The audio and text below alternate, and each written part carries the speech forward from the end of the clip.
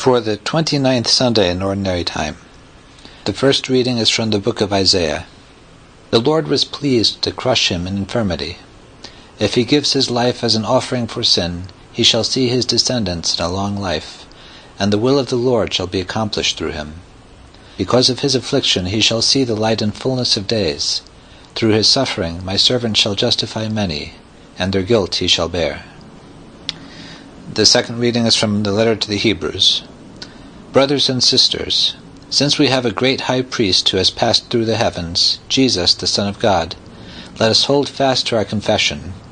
For we do not have a high priest who is unable to sympathize with our weaknesses, but one who has similarly been tested in every way, yet without sin. So let us confidently approach the throne of grace to receive mercy and to find grace for timely help. The Lord be with you. A reading from the Holy Gospel according to Mark. Let us be attentive to the wisdom of Jesus Christ. James and John, the sons of Zebedee, came to Jesus. They said to him, "Teacher, we want you to do for us whatever we ask of you." He replied, "What do you wish me to do for you?" They answered him, "Grant that in your glory we may sit, one at your right and the other at your left." Jesus said to them, "You do not know what you're asking. Can you drink the cup that I drink, or be baptized with the baptism with which I am baptized?" They said to him, "We can." Jesus said to them, "The cup that I drink, you will drink, and the baptism with which I am baptized, you will be baptized. But to sit at my right or my left is not mine to give, but is for those for whom it has been prepared." When the 10 heard this, they became indignant at James and John. Jesus summoned them, and he said to them, "You know that those who are recognized as rulers over the Gentiles lord it over them, and their great ones make their authority over them felt. But it shall not be so among you. Rather, whoever wishes to be great among you will be your servant. Whoever wishes to be first among you will be the slave of all. For the Son of Man did not come to be served, but to serve and to give his life as a ransom for many." The Gospel of the Lord.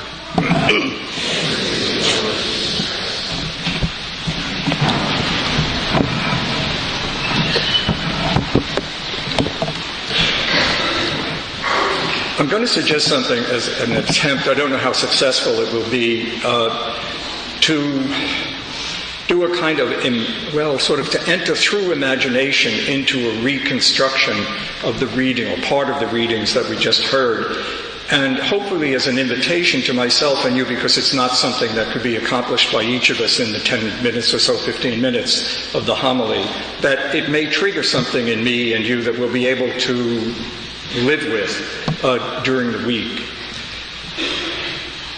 To say something theoretical, first of all, the reason I think this is important for listening to these scriptures, or hearing them as God's word to me, is that the Gospels were written after the resurrection. And so everything that is written in the Gospels is penetrated by the insight that came to the followers of Christ when they experienced his death and resurrection and then his presence in their life. But it also refers to and gives sort of hints of what it was like for them before the resurrection, before they really had an understanding. Mark's gospel is particularly strong this way. The whole movement of Mark's gospel is that you cannot know who Jesus is until he dies.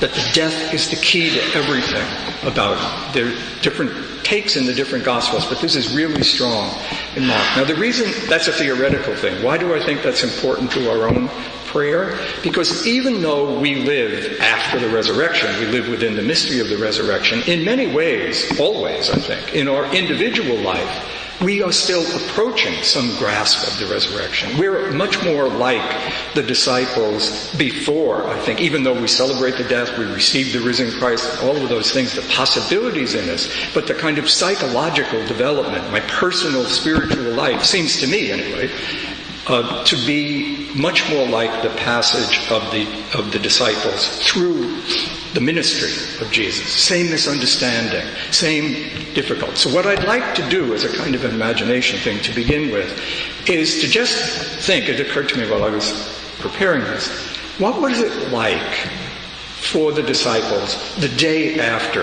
this story? What would have been in their minds? What was it like for them with one another? And there are two parts to this. One I'm not going to pay a lot of attention to, I think, in the homily, and that is, what was it like to be part of that group? That group which obviously had revealed in itself a lot of lack of understanding of what they were about, a lot of rivalry, a lot of competition, all of those things. What was it like to be part of that group? Which is a lot like, what is it like to be part of the Catholic Church? What is it like to live the mystery of the resurrection, our spiritual life, with one another, given what we are, with our gifts and strength, but also with lots of failure and limitations, psychological rivalries. The Catholic Church is definitely not an elitist institution, as you probably can tell if you just look around. There's a famous quote from... I never can think of a name when I meet it, from the guy who wrote Ulysses. Somebody want to tell me his name? Yes, James Joyce. There's a famous quote in, I think it's in the other book, Finnegan's Wake, where somebody describes the church as, "Here comes everybody." And that's both comforting, but it also expresses the problem of belonging to a community that is everybody, and believing that it's within that community that you live the mystery of the resurrection, and in your relationships to other people in that community that you achieve your salvation, you reach fulfillment. I've already talked maybe more about that. I just want to come back to that briefly, maybe, at the end. But the other part I want to think about is, what was the development of their own understanding? Why did they make the mistake that they made? Because it wasn't an obviously terrible thing for James and John. They were really very privileged members of this community. They were among the elite center of this community. Peter, James, and John. Jesus keeps them with him at all sorts of times that he doesn't bring the others. They're present at the Transfiguration. They're the ones he really asks to pray with him at the agony in the garden. They're the ones it wasn't surprising. The mistake was not that they were special. But the mistake was that they misunderstood what he was about entirely. But that wasn't such a stupid mistake. I mean, here they were.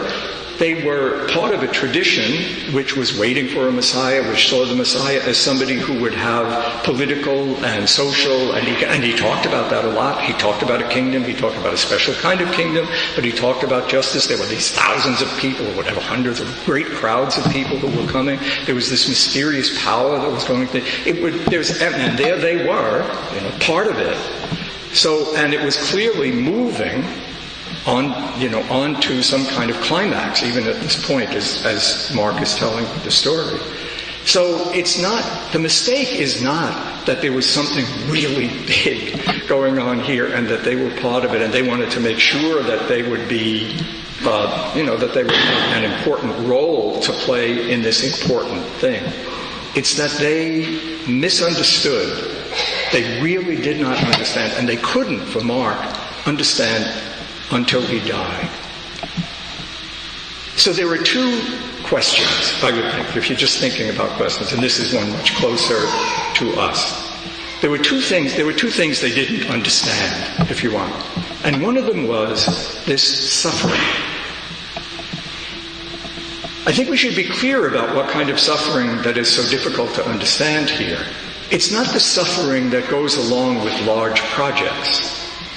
That first reading that talks about a servant of Yahweh whose suffering brings about fulfillment for his people, you can understand that. I mean, people who have undertaken great efforts. People who have led revolutions, people who have seen a light and have suffered and worked with their people to bring them out of some kind of oppression. They suffer, but that's not the kind of suffering that, when Jesus said to them, "Are you willing to drink the cup?" we immediately hear that as a reference to the crucifixion, but this is before the crucifixion. Okay.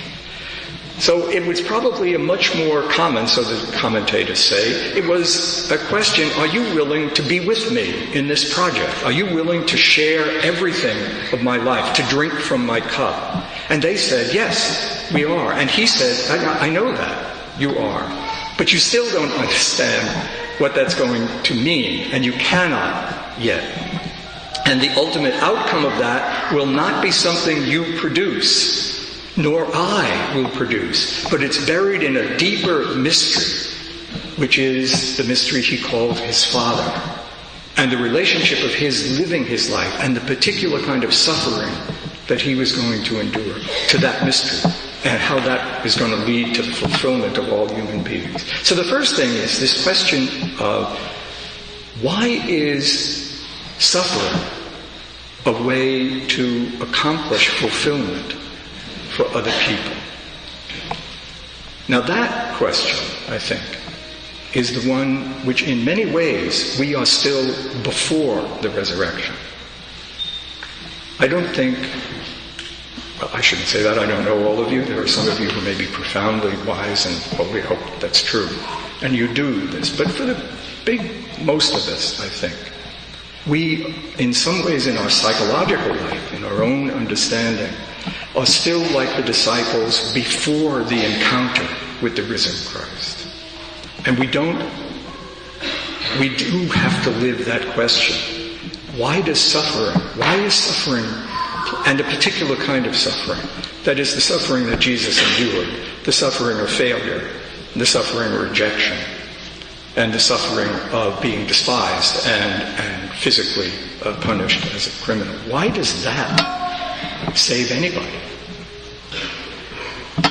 I think the other thing that they were probably wondering about the next day and the next weeks, and as this developed up to the time of Christ's death and resurrection, was this business of, if you're going to be part of this community that I'm forming, then those of you who are the most important must be the slaves of the others. Now the reason I say that that's not very clear to us is that it's pretty clear that the slave there is a metaphor. It's not the description of a particular way of living. It's just like the metaphor of the child. Why is it that you will only enter the kingdom if you understand what it means for you to be childlike? Childlike slave. Because it's clear in the community. I mean, St. Paul didn't just go around cleaning other people's toilets and things. He exercised enormous authority in the community. It's not like, I think if we think of the notion of slavery or service or things like that, we might think of it in terms of some external kind of behavior. But it can't really mean that. It's not that obvious. It's not that explicit. It's a metaphor. It's a symbol that you have to live with in the presence of Christ to understand slowly in your life what it means for me to be a servant of other people in this community. There's a lot more to be said about that, but it's mostly, I think, an invitation to, in your life, as you're thinking this week, as you're praying, as I'm thinking and praying this week, to take those two questions.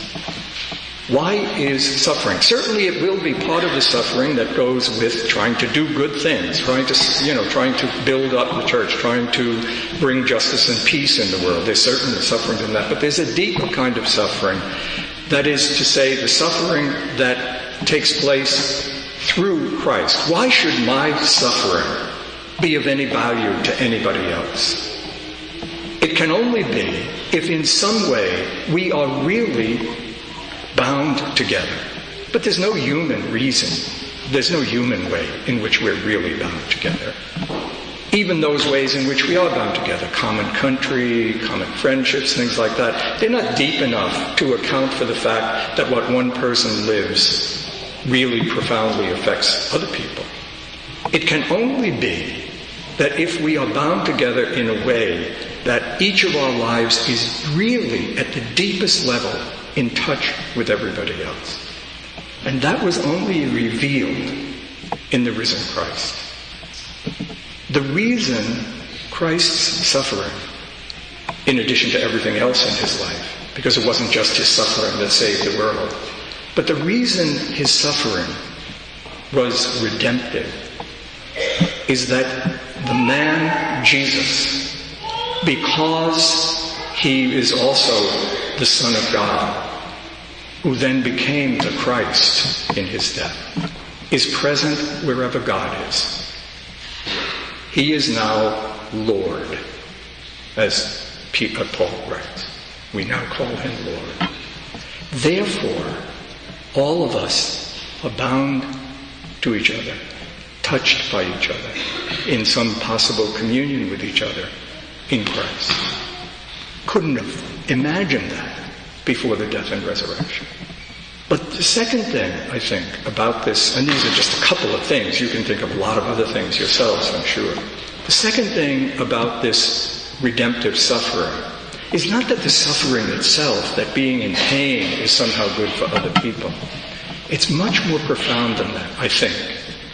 It's that the suffering of the man Jesus was the way in the world as it exists, that is to say, in the world with both freedom and failure and sin and hope and good things. In the real world, the suffering of Jesus is the expression. It's what the Son of God looks like. It's what the mystery of the obedience of Jesus is, the human expression of being the divine Son in this world. Obviously in God, it is not. Now, why is that important? Because it says, if I'm going to be able to live my gifts in service, the ministry of service that Jesus is talking about is a ministry which comes about when the mystery of the risen Christ actually penetrates my life, penetrates my mind. If you're trying to think, well, what practically should I do about this, if I've made any sense here, I think the first thing you should do, is ask Christ to teach me what it means for me to be a servant, to help me to recognize the indications of that when I read Scripture, when I'm with other people. The second thing is that I live my life believing, that is to say, open to the active presence of Christ, the risen Christ. One who loves me, one who shapes me, one who in ways not like another human being. He's not another human being. He's not just me big or something. He's now divine. He's present in the world in a way very different. His mind, if you want to write, his thoughts, his choices can affect mine the way God, who is present at the core of my life, affects it. And I have to live in a way open to that, noticing when it happens, responding to it. One of the things I thought of, and this is the end of what I want to say, one of the ways I was going to begin this was to say, it's not a good thing that I leave church every Sunday feeling fine, feeling good, feeling buoyed up, feeling I'm okay now, I've done a good thing and I'm okay. That's not a good thing. That's back to where the disciples were when they knew Jesus liked them, and they were part of it, and they were going toward this. But it's not that I'm supposed to leave, filled with failure and guilt. No. I'm supposed to, here's a question. Not, am I okay this Sunday? Do I feel fine? Do I feel reassured? Here's the question. Do I love Christ the way I'm capable of? Am I doing anything to grow in that, the gift of that love? Am I willing to undertake the fascinating questions of the metaphor of the suffering servant and the metaphor of the metaphor of suffering and the servant, the metaphor of the child. Am I willing to open my mind to this? Am I willing to pay attention to other people and to act on what little, if you understand a phrase of the Scriptures, then act on it, trusting that Christ will lead you to a deeper understanding of something in the future.